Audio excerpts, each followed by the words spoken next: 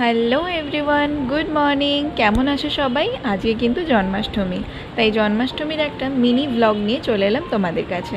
আজকে আমি লুকসটা রেখেছি এইরকম, একদম লাইট ওয়েট মেকআপ করেছি। আর এবার চলে যাচ্ছি আমার একটা খুব কাছের দিদির বাড়িতে। ও অ্যাকচুয়ালি আমার অফিস কলিগ, তো এই ক্যাব চলে এসছে আমার। এবার আমি চলে যাচ্ছি ওর বাড়ির উদ্দেশ্যে।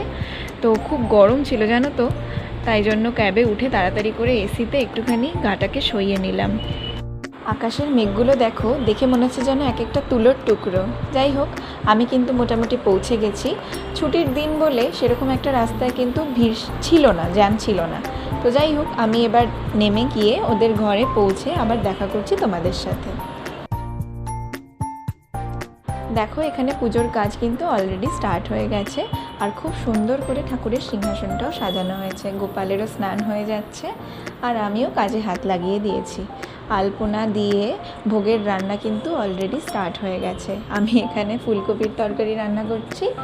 আর আস্তে আস্তে বাকি যে প্রিপারেশনগুলো সেগুলোও কিন্তু প্রায় কমপ্লিট হয়ে যাচ্ছে।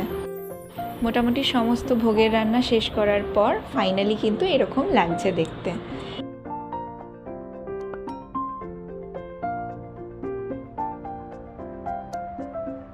এবারে দেখো, ঠাকুরমশাই এসে গিয়েছেন, পুজো কিন্তু শুরু হয়ে গিয়েছে।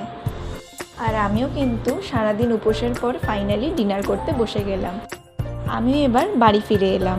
খুব ভালো কাটলো আজকের দিনটা। মাধবকে সেবা করতে পেরে আমার মন সত্যিই খুব খুশি। আর আমি এই ভিডিওর শেষে বেশ কিছু স্টিল ফটোজও শেয়ার করে দিয়েছি তোমাদের সাথে।